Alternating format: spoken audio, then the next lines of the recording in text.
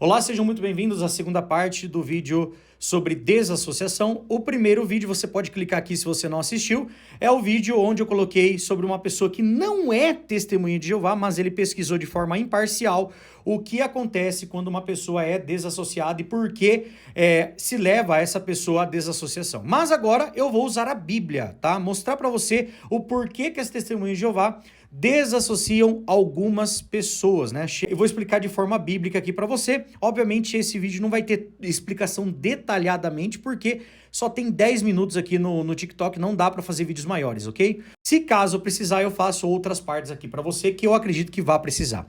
Então, o primeiro texto que eu quero ler é Mateus capítulo 18, versículo do 15 ao 17. Eu tô usando uma Bíblia católica, edição Paulinas, tá? Para ser bem imparcial aqui. Mas você pode usar a Bíblia João Ferreira de Almeida, a Tradução Novo Mundo, qualquer Bíblia que você tiver aí, tá bom? Eu utilizei essa justamente por ser bem imparcial. Primeiro texto, então, Mateus 18, do 15 ao 17. O próprio Jesus Cristo disse o seguinte sobre uma pessoa que comete um erro, ok? E ele não tem frutos do arrependimento. Então muitas pessoas falam assim, Jesus nunca faria isso. Sim, ele faria. Ele ensinou a fazer, tá? Mateus 18, do 15 ao 17, fala assim, ó. Se teu irmão, então preste atenção nessa palavra. Quem é irmão para as testemunhas de Jeová?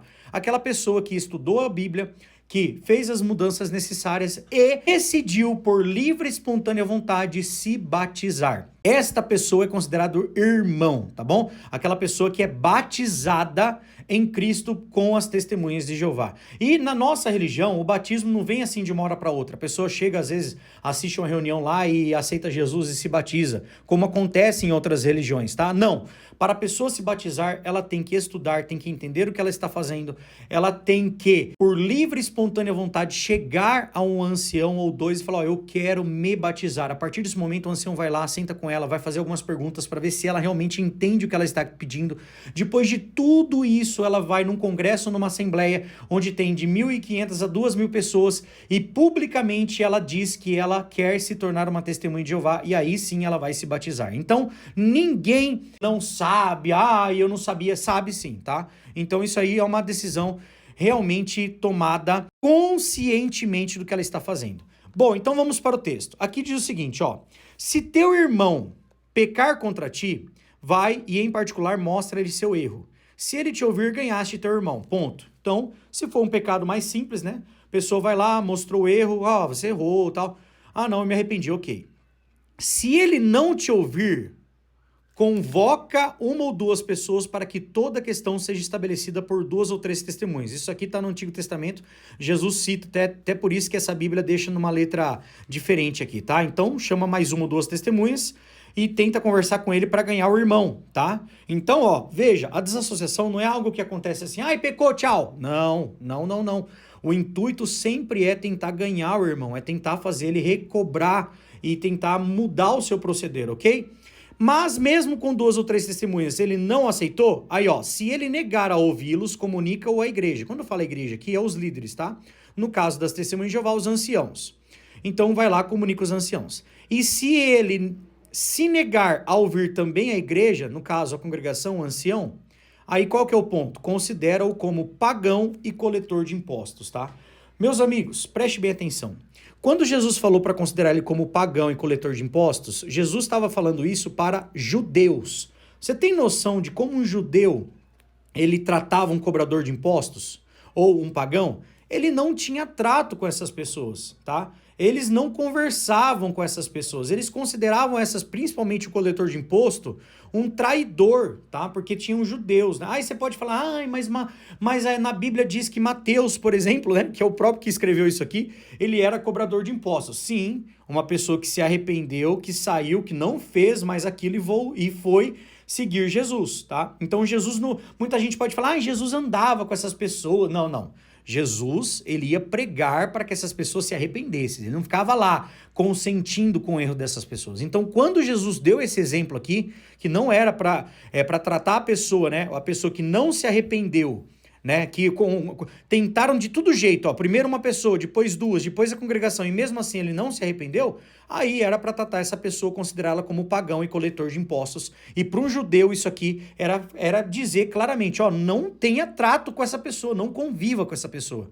porque ela não se arrependeu. Então esse é o primeiro relato, o próprio Jesus dizendo. O segundo texto que nós vamos considerar está em 1 Coríntios, capítulo 5, tá? Então o que estava acontecendo aqui? Aqui Paulo estava mencionando o que estava acontecendo lá em Coríntios, né? Um rapaz estava envolvido em um relacionamento incestuoso com a mulher do seu pai, e a preocupação de Paulo era não apenas com o pecado em si, mas também com a atitude da comunidade cristã em Coríntio, que parecia estar tolerando tal comportamento imoral. Então, no decorrer do capítulo, Paulo aconselha a igreja a lidar com essa situação e a tomar medidas disciplinares para corrigir essa conduta, tá? Então, aí algumas pessoas, né, podem até dizer, não, mas isso é um caso isolado, isso não é para ser, não, é para ser levado sim, e eu vou explicar para você o porquê, tá?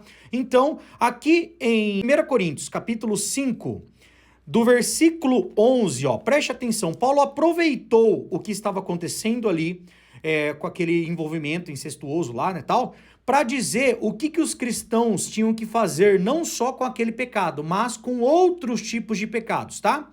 Então ele falou aqui, ó, o que eu digo é que vocês não devem ter nada a ver com ninguém que se diz irmão na fé. Ó, preste atenção, agora eu tô usando a Bíblia, tradução na linguagem de hoje, para ficar bem claro o que esse texto quer dizer, tá? Então, ó, é que vocês não devem ter nada a ver com ninguém que se diz irmão na fé, mas é imoral, ou avarento, ou adora ídolos, ou é bêbado, ou difamador, ou ladrão. Com gente assim, vocês não devem nem comer uma refeição. Você tá vendo aqui? Ó, e este ponto é interessante porque é o seguinte, quando você lê o versículo 10, Paulo fala assim, ó, eu não quis dizer que neste mundo vocês devem ficar separados dos pagãos, que são imorais, avarentos, ladrões ou que adoram ídolos, pois, para evitar essas pessoas, vocês teriam que sair deste mundo. Então, olha que interessante, Paulo não estava dizendo que a gente tem que evitar contato com todo tipo de pessoas, né? Porque senão a gente ia ter que sair do mundo, e a gente não prega, a gente não fala com as pessoas, e é o que Jesus fazia. Mas o ponto em questão é aquela pessoa que é irmão. Lembra da palavrinha irmão? Aquela pessoa que se batizou, aquela pessoa que é membro da nossa congregação, tá? Mas comete esses pecados aqui, ó. Olha o que ele fala aqui, ó. Afinal de contas, eu não tenho o direito de julgar os que não são cristãos. Deus os julgará. Mas será que vocês não devem julgar os seus irmãos na fé? Como dizem as Escrituras Sagradas, expulsem do meio de vocês este homem imoral. Então, é muito claro em dizer o seguinte, qualquer pessoa que comete esses pecados e não demonstra frutos do arrependimento, é uma pessoa que não deve ter contato com os outros irmãos. Por quê, gente? Porque é o que fala no próprio versículo aqui, ó. Aqui no versículo 6, ó, olha o que Paulo disse, ó. Não está certo que vocês estejam orgulhosos. Vocês conhecem aquele ditado, um pouco de fermento fermenta a massa toda. Então isso é para a proteção da congregação, tá? Aquela pessoa que está cometendo aquele pecado, e se você não fizer nada, se a congregação não fizer nada, se ele continuar ali dentro como se nada estivesse acontecendo, ele poderia ser uma grande influência para que outras pessoas também começassem a ter uma consciência leve e começassem a cometer os mesmos pecados. Olha só o que diz em 1 Coríntios 15, 33. Aqui em 1 Coríntios 15, 33 fala assim, ó, não se enganem, as más companhias estragam os bons costumes. Então, uma pessoa que comete um pecado grave e não se arrepende, preste bem atenção nesse ponto, essa pessoa tem que ser desassociada, ela tem que ser, como algumas religiões dizem, excomungada, tá? Por quê? Não dá, gente. Uma pessoa que sabe o que é errado, se assumir um compromisso para com Jeová e para com o nosso Senhor Jesus Cristo, e depois disso esquece tudo o que ele fez e ele começa a praticar deliberadamente pecados graves, essa pessoa ela tem que ser retirada da congregação. Por quê? Porque senão ela pode levedar a massa toda, entendeu? Então este é o vídeo.